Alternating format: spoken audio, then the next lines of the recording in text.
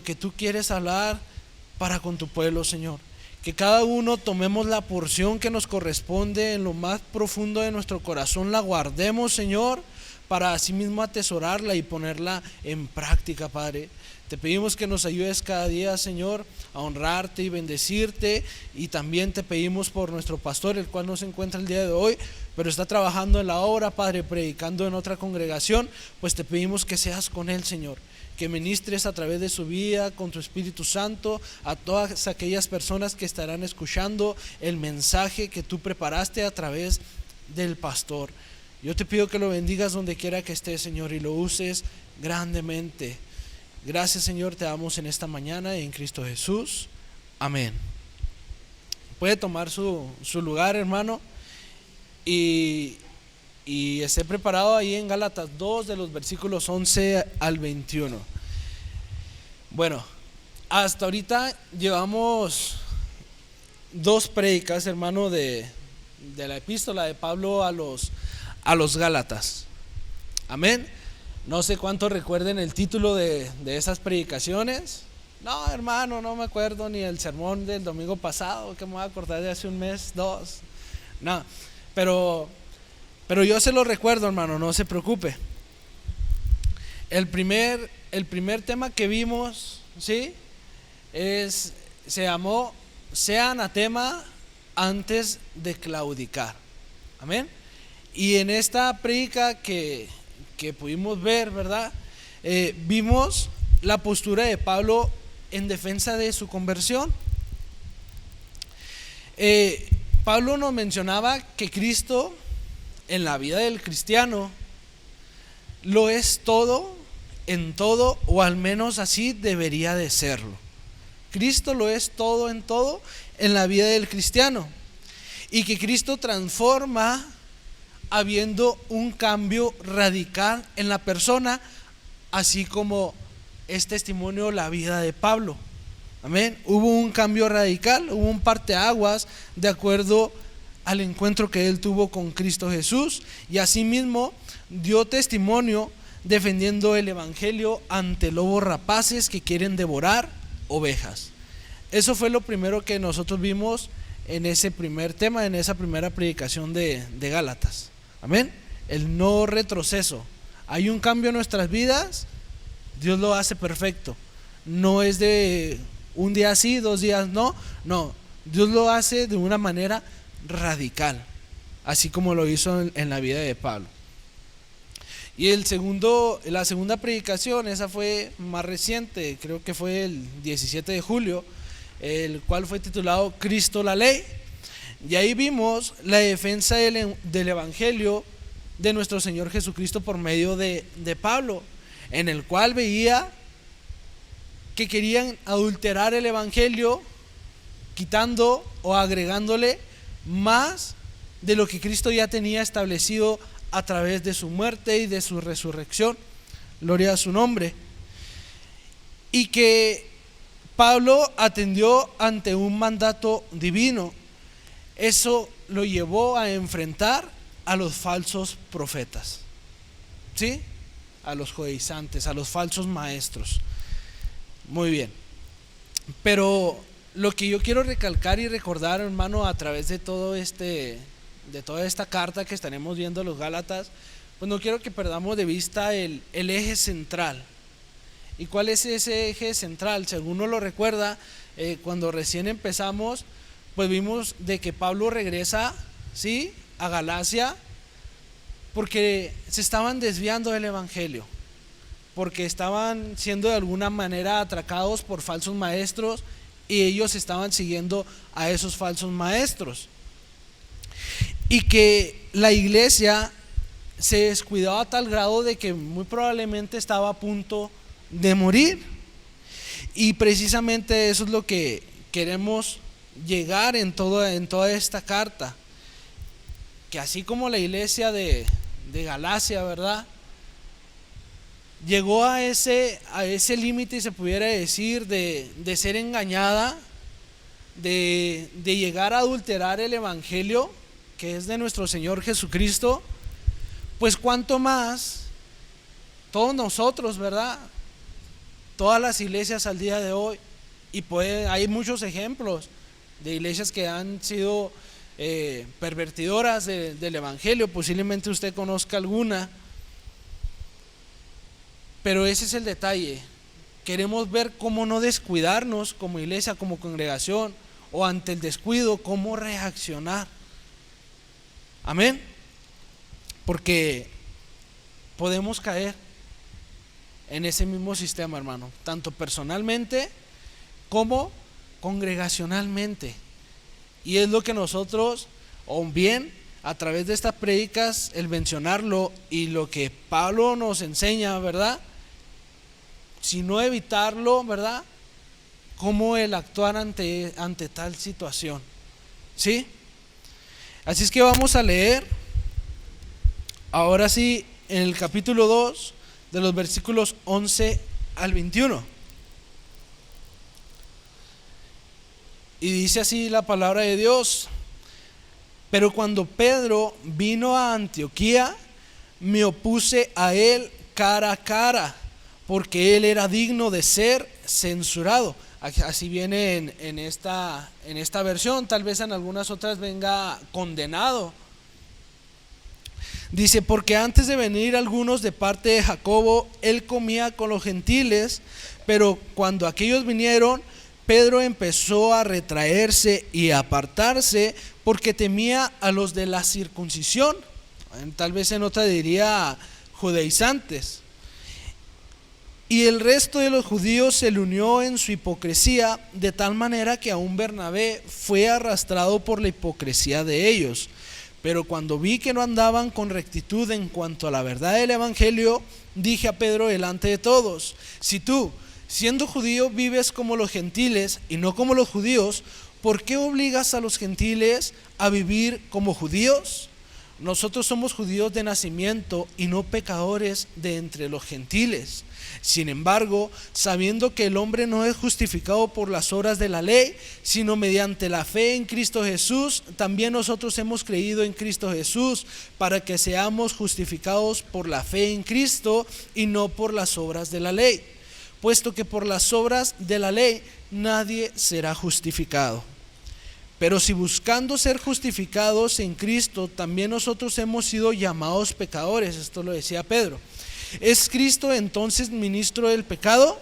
Contesta Pablo: de ninguna manera, de ningún modo, porque si yo reedifico lo que en otro tiempo destruí, yo mismo resulto transgresor, pues mediante la ley yo morí a la ley a fin de vivir para Dios.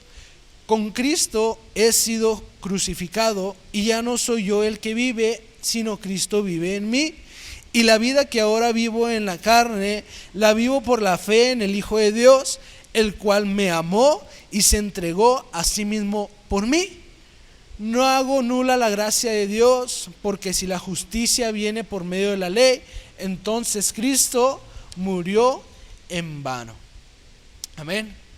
Pablo estaba defendiendo su postura como apóstol. ¿Por qué, hermano? Porque pues los judaizantes, fariseos, falsos maestros, falsos profetas, era por lo cual atacaban a Pablo, diciéndole: no, tú no eres uno de los apóstoles, tú no eres uno de ellos, tú no eres un apóstol genuino, Cristo no te escogió a ti. Pero en la predicación pasada vimos las razones por las cuales Pablo sí fue un apóstol, y vimos dos puntos, vimos dos razones por las cuales Pablo sí fue apóstol. Una de las cosas, o uno de los requisitos para ser un apóstol, fue encontrarse con Cristo resucitado. Y el segundo requisito fue el ser comisionado directamente por él. Requisitos que Pablo reúne, que tiene. ¿Por qué? Porque se encontró, nuestro Señor Jesucristo fue directamente con él, fue su conversión, y en ese mismo instante lo comisionó, le dijo: vas a ir a predicar a todos los lugares donde tú mismo has hecho daño por mi causa. Gloria a Dios. Ahí se me pone la piel chinita, hermano.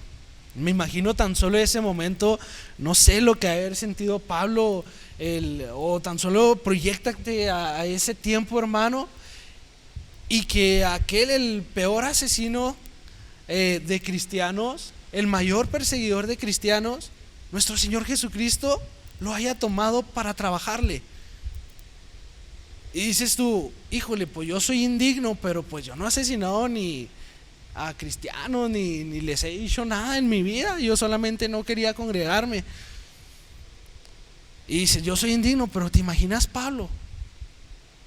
O sea, era un modelo perfecto de una persona imperfecta que hacía mucho daño. La muestra exacta de alguien que no es digno del Señor, y aún así la gracia lo alcanza. Nuestro Señor Jesucristo se encuentra con él y dice, vas a trabajarme, Pablo. Gloria a su nombre. Pero ahora entrando directamente al tema, o bien de lleno, hermano, no sé si lo logró captar a través de la lectura. Yo a la primera no lo capté cuando yo lo estaba leyendo este pasaje, al leerlo tras varias veces, y yo no sabía, no sé si usted lo sabía, pero ¿cómo es que Pedro le había fallado a Dios? O sea, yo tenía entendido, yo veía a través de las prédicas, y también lo he predicado, cómo es que Pedro le fallaba a nuestro Señor Jesucristo antes de él ser crucificado. Cómo es que Pedro le había negado a él, ¿verdad? Tal vez es el mayor ejemplo que nosotros se nos ha quedado grabado de Pedro en manera de fallarle a Cristo. Pero yo no había visto, hermano, que Pedro le había fallado a Cristo, a Dios, aún después de resucitado, de ver las maravillas que Cristo hizo, e inclusive el verle resucitado. Yo eso ya no lo había visto, hermano, ya hasta apenas que leí varias veces. Tal vez lo había leído bastantes veces, había leído la epístola, la carta, ¿verdad? Pero no había visto que Pedro le había fallado a nuestro Señor Jesucristo después de todo lo que pasó con él, después de todo lo que vivió a un lado de él, y aún después de haberlo visto resucitado, de cómo se levantó de entre los muertos, el Rey de Gloria. Amén, cantábamos ahorita. Y precisamente Pablo nos empieza a comentar, bueno, aquí a través de la palabra él empieza a relatar con detalle las fallas de Pablo, en el cual en el versículo 11 comenta Pablo y dice: me opuse a él cara a cara, porque él era digno de ser censurado, condenado. Era digno de disciplinar, merecía una disciplina Pedro. Aquí es lo que comenta Pablo. Era digno de ser corregido, de ser exhortado o de ser regañado, como lo quiera usted ver o tomar, hermano. Y dice Pablo que él lo enfrenta cara a cara a Pedro, que es uno de los discípulos de Jesucristo. Pero llega Pablo y lo enfrenta cara a cara. Pero ¿por qué lo enfrenta Pablo cara a cara a Pedro? ¿Qué fue lo que hizo Pedro? ¿Y qué fue lo que sucedió? O sea, realmente ¿qué fue lo que hizo Pedro? Porque Pedro no reaccionó ante Pablo. Pedro, aquel hombre que nosotros conocemos por impulsivo, por siempre tener una manera de defenderse o defender a los que están con él, aquel que no se quedaba callado para nada, de un carácter fuerte, en ese momento a Pablo no le rezongó, ni pío le hizo. Tal vez solamente agachó la cabeza y empezó a aceptar la corrección, el regaño, la exhortación por parte de Pablo. ¿Y qué podemos ver en ese ejemplo, hermano? En esto que nos relata la Escritura, de que Cristo transforma verdaderamente las vidas. Que sí, aunque Pedro falló, ¿verdad? Pero él ya no fue ese hombre impulsivo que tal vez hubiera dicho: cállate, Pablo, pues si yo soy el mero mero, pues si yo soy el primero que Cristo mandó para predicar a los judíos, yo soy el predicador de los judíos, así es que saco mi espada y te mocho la oreja, así como lo hice como aquellos romanos que venían por mi Señor. Pero no, vimos la transformación directamente aquí en este versículo de Pedro, el cual ni siquiera hizo pío ante la exhortación de Pablo. Pero ¿en qué fue lo que falló, mi hermano Pedro, para que Pablo llegara a exhortar y enfrentara cara a cara, como si fuera un enemigo, a Pedro? Eso vamos a verlo en el versículo 12. Dice así: porque antes de venir algunos de parte de Jacobo, él comía con los gentiles, pero cuando aquellos vinieron, Pedro empezó a retraerse y apartarse, porque temía a los de la circuncisión. Ese fue el error de Pedro. Pedro tuvo un miedo ante los de la circuncisión. Recordemos que cuando nosotros nos referimos a los de la circuncisión, pues es a los judaizantes, hermano. Temía a aquellos hombres barbones, tal vez calvos con un gorrito. No me imagine tampoco como uno de ellos, hermano, sino que Pedro tuvo miedo a esos falsos maestros. Les tuvo un miedo. No pudo reaccionar de tal manera ante ellos. Pedro, aquel que comía, se sentaba con los gentiles alegremente para poderles compartir el evangelio de Cristo, pues empezó a retraerse y apartarse cuando veía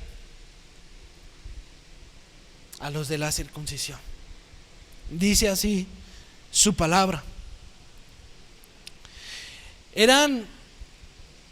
Tenía miedo porque ellos eran unos hermanos problemáticos, que iban de alguna manera o bien de tal manera en contra del evangelio de Cristo. Pero fíjate lo que dice la palabra de Dios: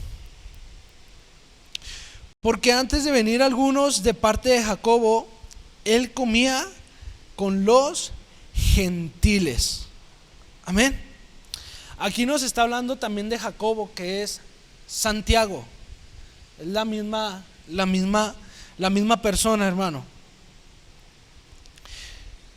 Y Jacobo había mandado también a los mismos judaizantes. ¿A dónde los mandó, mi hermano? A Antioquía. Eso lo vamos a estar viendo más adelante, solamente se los quiero mencionar. Eligió a judaizantes para ir a Antioquía, a hombres problemáticos, a hombres contenciosos, a hombres que no acataban las reglas, se pudiera decir, por parte del Señor. Y es por eso que mismo Pablo llega y afrenta en contra de Pedro, y de igual manera se sorprende ante la decisión que toma Jacobo. ¿Por qué? Porque Jacobo era un hombre bien definido. Era un hombre que no se sacudía de una manera fácil. Era un hombre bien cimentado en Cristo. Pues Jacobo, mi hermano Santiago, fue el primer pastor. El primer pastor que existió fue él. Pedro era apóstol, ¿verdad? Y pastoreó por momentos periódicos, ¿sí? Pero Jacobo fue el primer pastor, el cual se quedó permanentemente. Y es por eso que Pablo decía: pues no puede ser, ¿cómo Jacobo hace eso? No dice la Biblia, no dice la palabra de Dios por qué razón Jacobo mandó a judaizantes a Antioquía. Tal vez pudiera ser, son deducciones, de alguna manera estratégica, para que viera cómo en Antioquía la palabra de Dios era como Cristo la mandó a predicar y cómo es que se tenía que hacer. Tal vez en su miedo, tal vez en su temor a estos hermanos contenciosos, problemáticos, pues él dijo, tal vez él dentro de su ser decía, pues es que no está bien lo que estamos haciendo, es que mejor vayan ustedes, échense una vuelta en Antioquía y vean verdaderamente cómo corre el agua. Yo lo digo vulgarmente, ¿verdad? Pero para que vean y vean cómo es que Cristo mandó a que se predicara el evangelio. Entonces, Antioquía, mi hermano, fue la primera iglesia a la cual Dios le plació enviar misioneros, siendo la primera iglesia misionera que existió, y no fue Jerusalén, por si alguno tenía entendido que Jerusalén fue la primera iglesia misionera o fue la primera iglesia a la cual Dios envió misioneros a predicar, a trabajar. No, fue Antioquía. Con la dispersión del cristianismo, ¿verdad? La persecución de los judíos, los cristianos se desparramaron y a donde iban llevaban el evangelio. De manera que de Antioquía Dios mandó por el Espíritu Santo que le apartaran a Bernabé y a Pablo para la obra misionera. Muy bien. Y le decía ahorita aquí en el versículo 12, porque antes de venir algunos de parte de Jacobo, él comía con los gentiles. ¿Por qué Jacobo mandó a alguno de los judíos a Antioquía? Les decía, simplemente meras deducciones, pues fue probablemente y de una manera desesperada los mandó para que vieran la obra de Dios. Se hace aún así, ellos se opongan. Tal vez Jacobo tenía muchos problemas en Jerusalén. Tal vez si él pensaba y decía, no, pues es que aquí no estoy dando la talla o la guerra necesaria, la cual pues Dios me mandó a hacer a través de Cristo Jesús. Tal vez no estoy haciendo el mandato o la comisión que Cristo me mandó. Estoy teniendo muchas adversidades aquí en Jerusalén. Y tal vez en su momento de desesperación, tal vez en los problemas que él sentía que le abrumaban, dijo, vayan para allá, dense una vuelta a Antioquía y vean cómo la palabra de Dios fluye. Aún así ustedes se opongan. Gloria a su nombre. Y respecto a Pedro, hermano, veíamos en este mismo versículo 12 que él comía con los gentiles, que él disfrutaba el estar con ellos, pero que su temor a los judaizantes, las cosas cambiaron en Pedro. ¿Por qué? Porque dice la palabra de Dios que por miedo él empezó a retraerse y apartarse. Ahora, vamos a hacer un énfasis en Pedro. ¿Cómo nosotros describimos a Pedro? ¿Cómo nosotros conocimos a Pedro a través de su palabra desde un principio? Como una persona fuerte, ¿verdad que sí? Tal vez la persona o el discípulo más fuerte, aguerrido y atrevido, al que no la pensaba dos veces para defenderlo de él y lo de los suyos, ¿verdad que sí? Pues esa persona, mi hermano, la persona más fuerte, se puede descuidar, y hoy en día también. A Pedro le pasó. Pedro se descuidó y de alguna manera flaqueó y cayó. ¿Y qué es lo que podemos ver aquí a través de esta caída de Pedro, a través de esta falla de Pedro, hermano? la influencia de las personas. ¿Cómo es que un grupo de personas puede influir tanto en alguien, por muy fuerte que sea, espiritualmente hablando? O por muy fuerte que sea también físicamente hablando, dentro de sus agallas, en su manera de vivir. Pudimos ver cómo este grupo de judaizantes influyó tanto en Pedro, que Pedro de alguna manera permitió que el evangelio fuera adulterado, el evangelio de Cristo fuera pervertido por los judaizantes. Pero eso no solamente le llevó a Pedro a caer, sino que Pedro arrastró consigo también a Bernabé. Y vamos a verlo en el versículo 13. Y dice así: de tal manera que aún Bernabé fue arrastrado por la hipocresía de ellos. ¿La hipocresía de quién? De los judíos y de Pedro. Mismo Pedro arrastró a Bernabé a pervertir o a dejar que el evangelio de Cristo fuera pervertido. ¿Y quién era Bernabé, mi hermano? ¿Quién era Bernabé? Bernabé era el hijo de consolación. Él era el noble. Él era el valiente. El único que cuando escuchó acerca de la conversión de Pablo, fue el único que fue a visitarlo, fue a encontrarse con él.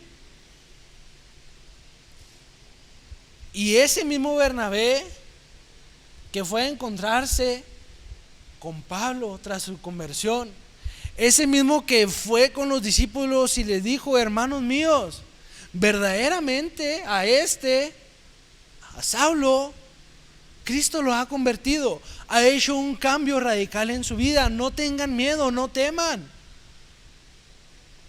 ¿Se imagina, mi hermano, si hoy en estos tiempos usted o yo escuchamos acerca de una persecución de cristianos, de que hay un asesino aquí en la ciudad de Chihuahua y está matando a todos los cristianos, pero luego escuchamos que este ya fue convertido, de que Cristo lo ha salvado?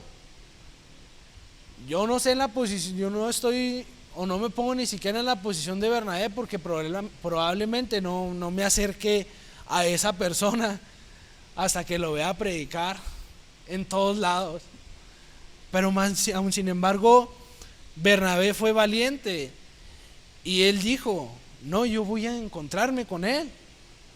Y muy alegremente él fue con todos los discípulos a decirles: este verdaderamente ha sido salvado por nuestro Señor Jesucristo. No teman, no tengan miedo. Gloria a su nombre. Pero más adelante vemos la caída tanto de Pedro como de Bernabé. ¿Y qué es lo que nos enseña Pablo? Pablo nos enseña a ser celosos de la doctrina, a ser celosos del evangelio. Aún así, cuando tu hermano de tu misma congregación, por muy buena gente que sea, por muy buena persona que sea, por muy buen amigo y hermano que sea contigo, pero si permite que el evangelio sea adulterado, pero si se goza al estar con aquellos que pervierten el evangelio, Pablo nos enseña que tenemos que tener una afrenta cara a cara por la doctrina de nuestro Señor Jesucristo. Pero, hermano, yo aquí en la palabra de Dios, yo no veo que Pedro sea una persona que predicara acerca del judaísmo. Yo aquí en la palabra de Dios, hermano, tal vez usted se va a preguntar, yo no veo que Pedro esté diciendo que se cambian los días de congregación. Ya no nos congregamos los domingos, ahora nos congregamos los sábados. Yo no veo que Pedro diga, aquí se hace una fila para circuncidarse. Yo no veo aquí en la palabra de Dios, hermano, que Pedro diga que se dejan de comer cochinito, no sé, cualquier otro animal. Yo no veo eso, hermano. Y estoy de acuerdo con eso, hermano. Aquí en la palabra de Dios no dice que Pedro estuviera predicando a favor del judaísmo o bien de las leyes de Moisés. No dice que Pedro estuviera mezclando tampoco el mensaje de nuestro Señor Jesucristo y añadirle o quitarle al mismo. No, pero vamos a leer ahí en el versículo 14. Dice, pero cuando vi que no andaban con rectitud en cuanto a la verdad del evangelio, dije a Pedro delante de todos, si tú siendo judío vives como los gentiles y no como los judíos, ¿por qué obligas a los gentiles a vivir como judíos? ¿Por qué Pablo le dice eso? Si ya les mencioné todo lo anterior que Pedro no lo hizo. Pedro no obligó a nadie. Porque Pablo enfrenta a Pedro y le dice, ¿por qué tú, si siendo judío, no vives como judío? ¿Y por qué a los gentiles los quieres obligar a ser como judíos? Y eso es algo que yo no entendía, hermano. Dije, ¿cómo? Pues si aquí Pedro no dice que haya hecho una predicación o que a la predicación del evangelio de Cristo que él llevaba precisamente a los judíos, no dice que él le agregaba o le quitaba al mensaje que Cristo le comisionó dar. ¿Y por qué Pablo le dice, ¿por qué tú los obligas? Digo, no hay razón, o sea, ¿cómo no le entiendo? Pues simplemente, mi hermano, por el testimonio que Pedro estaba dando. Pedro estaba permitiendo que el evangelio fuera pervertido, aunque él no lo estuviera haciendo con sus propias palabras. Sus hechos, los hechos de Pedro, estaban acarreando a personas, a gentiles, al judaísmo, al evangelio pervertido, a los falsos maestros, a los falsos profetas. ¿Por qué? Porque Pedro era un hombre ejemplar, un hijo de Dios, un apóstol de nuestro Señor Jesucristo. Los hechos, hermano, dice por ahí un dicho, ¿verdad? Que los hechos dicen más que 1000 palabras. Pero ¿cuál era el problema de esto? Pedro tenía a muchas personas que lo seguían, que los ojos de esas personas estaban directamente puestos sobre él. Y como gentiles, las personas pues cometieron ese error, el fijar sus ojos sobre esa persona y no por el mensaje que en su momento predicó o compartió esa persona. Y hasta el día de hoy, mi hermano, sucede mucho, acontece mucho. Hay muchos seguidores de hombres, hay muchos seguidores de pastores, de apóstoles, de profetas, de evangelistas, que fijan directamente su mirada sobre esas personas y que muy probablemente al caer en el error que ellos traen o cayeron también, buscan una excusa o buscan un pretexto para justificarse. No sé, tal vez en el caso de un pastor, el decir, pues es que ese pastor es bien buena onda, me llama todos los días, trata de visitarme muy seguido, se porta muy bien conmigo en mi familia, me ayudan cuando yo tengo necesidad. Ok, está bien, pero nada justifica que ese pastor llegue a pervertir el evangelio y tú te vayas a seguirlo directamente a él. Vaya, vivamos una predicación de los judíos y el seguimiento de Pedro y de Bernabé para con ellos, aunque ellos no lo predicaran ni lo hablaran. Y es por eso que Pablo llega y lo afrenta y le dice: Pablo, pues ¿qué te pasa, mijo? Pues si tú, el valiente, el mero fuerte, el que no se doblega, el que defiende lo suyo, ¿no puedes defender el evangelio ante tales judíos? ¿Prefieres sentarte en la mesa de ellos y apartarte de aquellos con los cuales te sentabas alegremente?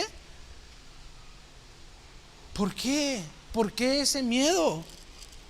No sé, tal vez yo estoy parafraseando, yo estoy tal vez añadiéndole de mi cosecha respecto a la plática que Pablo tuvo con Pedro, hermano. Pero ese fue el punto, mi hermano. Por eso Pedro no alegó en contra de Pablo, porque no había un pretexto o no hubo una excusa para defenderse ante tal situación, para defender la doctrina que se estaba llevando ahí adulterada. En el versículo 15, mi hermano, al 17.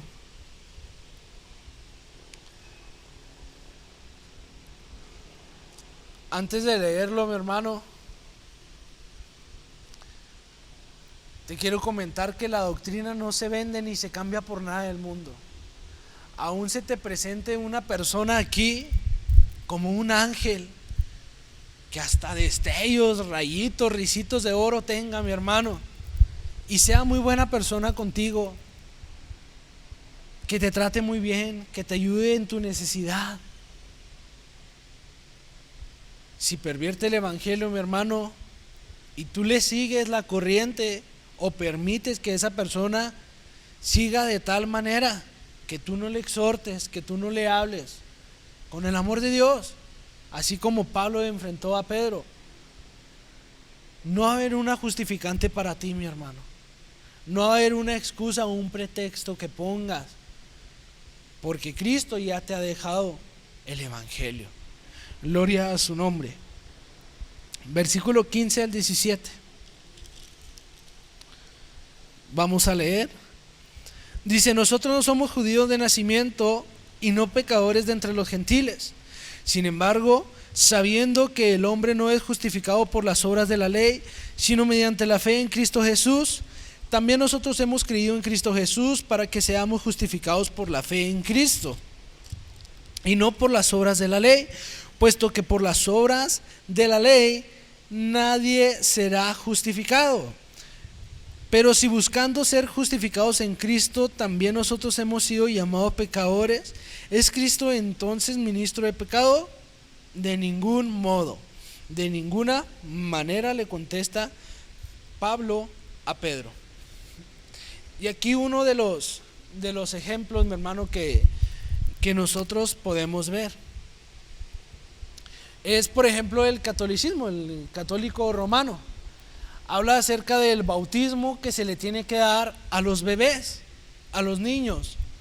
Porque uno de los dichos que ellos dicen es que crecen como animales, como animalitos. Tienen una conducta, vaya, inapropiada, pero más allá de lo que regularmente puede ver en un niño con hiperactividad. Es que si usted ve a Joshua hiperactivo, muy hiperactivo, pues la deducción del catolicismo, ¿verdad?, romano, es que no fue bautizado de bebé, y es por eso que se comporta como animalito. Y es que él está lleno de energía. Amén. Ahora, pues nosotros podemos ver y dar este ejemplo, hermano. Cristo, que se supone que es su Salvador también, Cristo no fue bautizado. Usted le podemos contestar y decir: Cristo no fue bautizado de niño, no fue bautizado de bebé, y él creció como animalito. Pues no, ¿verdad que no? Bueno, porque ellos llaman desde el bautismo, o sea, por obras no hay salvación, hermano. El bautismo no te va a salvar. Tal vez el que vengas tú aquí y digas, no, pues yo he hecho más dinero en el alfolí, más de lo normal, pues para ponerme más a cuentas con Dios. No, eso no te va a salvar, hermano. El que tú vayas y entregues por todos lados y ayudes a personas necesitadas, eso no te va a salvar. Eso es solamente algo que debes hacer por tu salvación, pero eso no te va a salvar. Eso es una consecuencia de la salvación que Cristo te ha dado. El amor que Dios te ha dado, tú lo tienes que transmitir, dar de gracia lo que por gracia has recibido, pero no cuenta para tu salvación. La salvación es solamente por Cristo Jesús, es mediante Cristo Jesús. Versículos 18 y 19. Porque si yo reedifico lo que en otro tiempo destruí, aquí está hablando Pablo, yo mismo resulto transgresor, pues mediante la ley yo morí a la ley a fin de vivir para Dios. Esta es una contestación que Pablo le está haciendo a Pedro, porque Pedro, fíjate hermano, ¿cómo es que Pedro llegó a tal grado de que permitió la perversión del evangelio por los judaizantes? Que Pedro le dice, pero si buscando ser justificados en Cristo, también nosotros hemos sido hallados pecadores, ¿es Cristo entonces ministro de pecado? O sea, quiero que vean la magnitud a lo cual llegó Pedro, a preguntarle y a decirle a Pablo, si nosotros hemos sido llamados pecadores mediante Cristo Jesús, Cristo es ministro de pecado. Y Pablo tal vez dice, caray, ¿qué te pasa, Pedro? Claro que de ninguna manera. Claro que de ninguna manera. Pues tus acciones son las que te delatan. Y si tú destruyes, dice, tú mismo resulta ser un transgresor. Como quien dice, le dijo, a ti nadie te está poniendo una pistola en la cabeza para que tú falles, para que tú peques. Dice Pedro, porque en el 18, porque si yo reedifico lo que en otro tiempo destruí, yo mismo resulto transgresor, pues mediante la ley yo morí a la ley a fin de vivir para Dios. Pablo le está diciendo a Pedro, si tú destruyes, quieres reedificar, pues tú mismo eres el transgresor. Nadie te dijo que fueras a destruir, y tampoco que reedificaras. Tú mismo resultas ser ese transgresor, tú mismo estás cometiendo esa falla. Y a cuentas te tienes que poner con aquel que no falla, que es Cristo Jesús. Él no es ministro de pecado, tú eres el pecador. Gloria a su nombre. En el versículo 20 y 21 dice, con Cristo he sido crucificado y ya no soy yo el que vive, sino que Cristo vive en mí. Y la vida que ahora vivo en la carne, la vivo por la fe en el Hijo de Dios, el cual me amó y se entregó a sí mismo por mí. Dice en el 21, no hago nula la gracia de Dios, porque si la justicia viene por medio de la ley, entonces Cristo murió en vano. Ok, aquí mi hermano estamos viendo que la salvación es absoluta gracia por parte de nuestro Señor Jesucristo. Ok, todos aquí tal vez estamos de acuerdo que la salvación no es por obras, porque así lo dice la palabra, sino por gracia de nuestro Señor Jesucristo, siendo únicamente un don de Dios. Pero tampoco quiero llegar a que perdamos de vista de que tenemos una responsabilidad. Amén. tenemos una responsabilidad nosotros de que no de cuidar nuestra salvación, porque si hemos sido salvos, esa salvación permanece, si verdaderamente hemos sido salvos, sino que tenemos la responsabilidad. ¿Cuál responsabilidad? La comisión que nuestro Señor Jesucristo nos ha mandado, el ser y hacer discípulos a todas las naciones. Eso es el reflejo de nuestra salvación, hermano. Yo siempre doy ese ejemplo, el dar de gracia por lo que por gracia has recibido. Todo lo hemos recibido por gracia, pero la mayor bendición que nosotros hemos recibido es la salvación. Así es que el predicar el evangelio, el predicar la doctrina de nuestro Señor Jesucristo, yo creo que es lo mejor que podemos hacer siendo cristianos.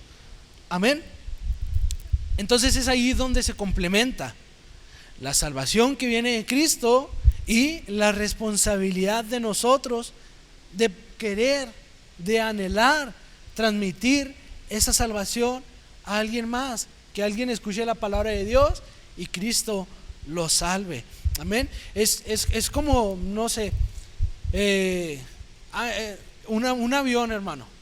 Un avión, lo vi por nuestro hermano Sugen Michelin. Y Cristo resucitado se llama esa prédica, que es de Gálatas 2:20, muy buena. Y él daba ejemplo acerca de este versículo de un avión. Y decía, un avión necesita 2 alas para volar, no nada más una. Un avión para despegar necesita 2 alas, para permanecer necesita 2 alas y para aterrizar necesita 2 alas. No puede un avión trabajar solamente con una ala, ni siquiera para el arranque, porque la ala demuestra una estabilidad que si nomás tienes una ala, se va para un lado el avión. Entonces él daba este ejemplo como la salvación de Cristo, que es por gracia, pero no se te olvide que también tienes esa responsabilidad. O sea, tú ya recibiste la salvación, pero tienes que ir a la par manejando tu responsabilidad acerca de la salvación que Cristo te ha dado. Amén. Y dice el versículo 21, no hago nula la gracia de Dios, porque si la justicia viene por medio de la ley, entonces Cristo murió en vano. Pablo, en su afrenta con Pedro, le dijo, si tú estás permitiendo y obligando a los gentiles al judaísmo, ir al judaísmo, entonces en vano vino nuestro Señor Jesucristo a morir por todos y cada uno de nosotros. Yo me imagino la intensidad con la cual Pablo estaba conversando o enfrentando a Pedro. No me imagino cómo Pedro se sentía ante tal situación de que Pablo, el último, el que se menciona como el último de todos, aquel el que se menciona como un siervo inútil, aquel que se menciona como un trapo de inmundicia, haya ido a recordarle lo que verdaderamente es el Señor Jesucristo, haya tenido que ir a decirle, no tengas miedo ante tales perversos. No me imagino cuán grande fue ese encuentro que tuvieron, pero lo que sí sé es que la misericordia de Dios una vez más estaba llegando para con Pedro, y de igual manera para con Bernabé y todos aquellos que se estaban desviando a causa de la perversión del evangelio de Cristo por medio del judaísmo. Entonces, hermano, hasta el día de hoy, y haciendo un resumen general, Pablo está haciendo en todo momento una defensa, principalmente de su llamado, del apostolado, y el dar testimonio de un cambio radical en su vida, que Cristo sí transforma, transmitir eso a las personas. Pero a partir de ese primer capítulo, la defensa del Evangelio. Ya vimos que él dice, pudimos ver que no retrocedamos, que no caigamos en aquello de lo cual ya hemos salido. Amén. Ya vimos que Pablo nos dice que estemos atentos a los falsos maestros, a los falsos profetas, aquellos que quieren venir y pervertir el Evangelio, que tú estés atento, que estés atento de la palabra de Dios, que leas tu Biblia, que le escudriñes, que le ores a Dios, que le ayunes a Dios, tener una comunión con Él para el día que un hermano te quiera transmitir un evangelio diferente, una doctrina diferente a la de Cristo, pues tú estés alerta y enfrentes. Amén. Enfrentes con dignidad el evangelio de Cristo. No sea que se pare el hermano Adrián y te diga una serie de perversidades y te diga que puedes hacer cosas que la palabra de Dios te dice que no puedes hacer, o te diga que no es necesario que obedezcas la palabra de Dios tal cual es, y te diga que tiene que no hagas lo que Cristo te mandó a hacer, que no pasa nada. No vaya a hacer eso, hermano. Tú tienes que enfrentar a esos falsos predicadores, a aquello que no cuadra con lo que Dios está hablando para el pueblo. Así es que, si de alguna manera tú tienes que ser corrido, hermano, de una congregación, de un grupo de personas, de no sé, de una reunión que tengas con demás hermanos, pues gózate, hermano, gózate de defender el evangelio de nuestro Señor Jesucristo, así como Pablo lo hizo aún en contra de Pedro, que lo enfrentó. Amén. Pero ¿cuál es la mayor o la mejor solución que podemos tener, hermano? Alabar a Dios en todo momento, buscar el santificarnos cada día más, el estar más al pendiente de la lectura de su palabra, más al pendiente de nuestra vida devocional, de nuestra oración en familia, de nuestra oración en la intimidad con Dios, de ofrecerle de perdida, ya que te acuerdes, un ayuno a Dios. Eso te va a fortalecer espiritualmente, porque son cosas que Dios nos manda hacer. Él nos lo dice en su palabra.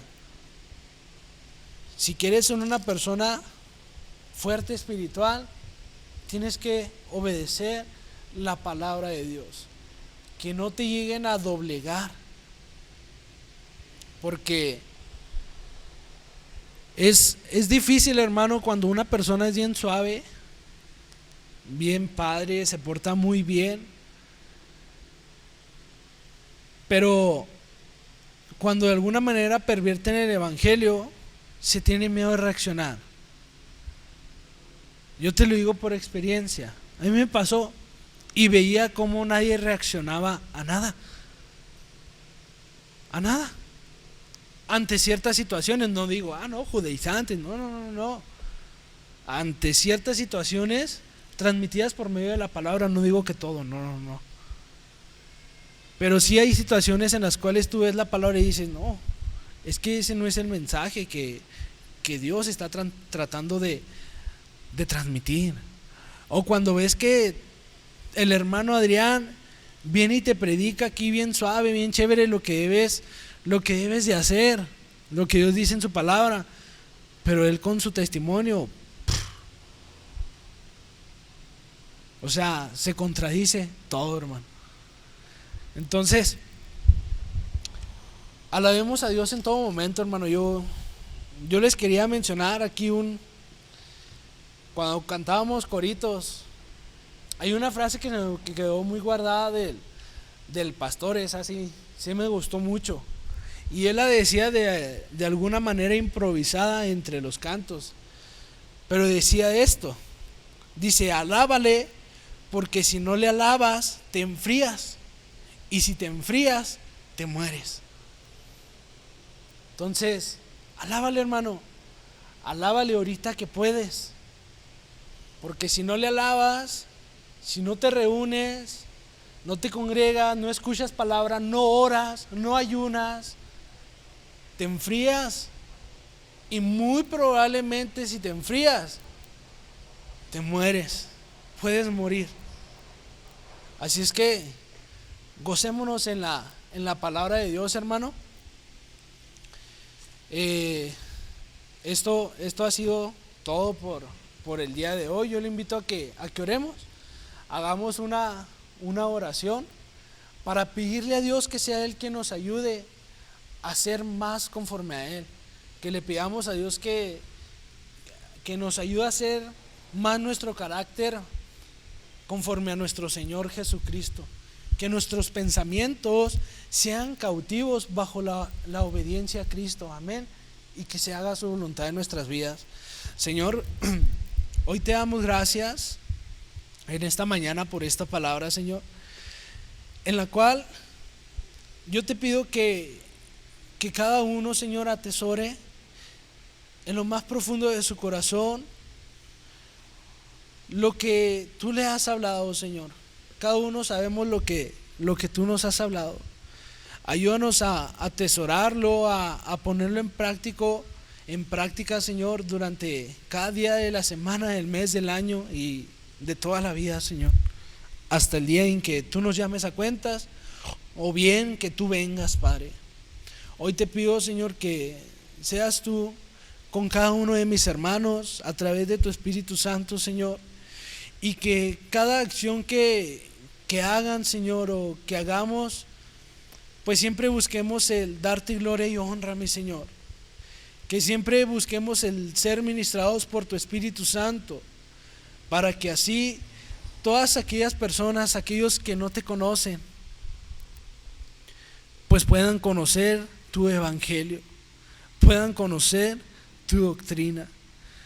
Te pedimos, mi Dios, que día a día nos levantes con nuevas fuerzas, como dice tu palabra, Padre. Tú no das fuerzas como las del búfalo, y que cada día permanezcamos en ti, que no desistamos de defender tu evangelio y sobre todo de permanecer en él, Señor. Que no se quede solamente en información, que retengamos en nuestro pensamiento, y que no se quede tampoco en información que salgan, Señor, de nuestros labios, de nuestra boca, de nuestra lengua, Señor, sino que sea con ellos con los cuales nosotros te glorifiquemos.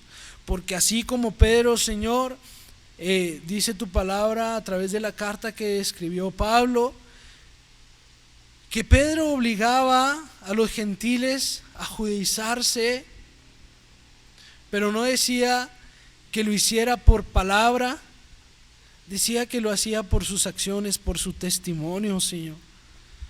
Pues ayúdanos a dar ese testimonio, que la lengua, Señor, hable lo que tenga que predicar, pero que nuestras acciones determinen aquello que estamos predicando. Ayúdanos, Señor, cada día a ser obedientes. Ayuda, Señor, a que nuestros pensamientos cada día sean cautivos bajo la obediencia de Cristo, y que nuestro pensamiento solamente seas tú. Cada día, cada mañana, al oscurecer, al dormir, que te demos gloria y honra en todo momento, aún, Señor, en nuestros sueños. Recibe todo honor, recibe toda gloria, recibe toda honra en Cristo Jesús. Amén y amén.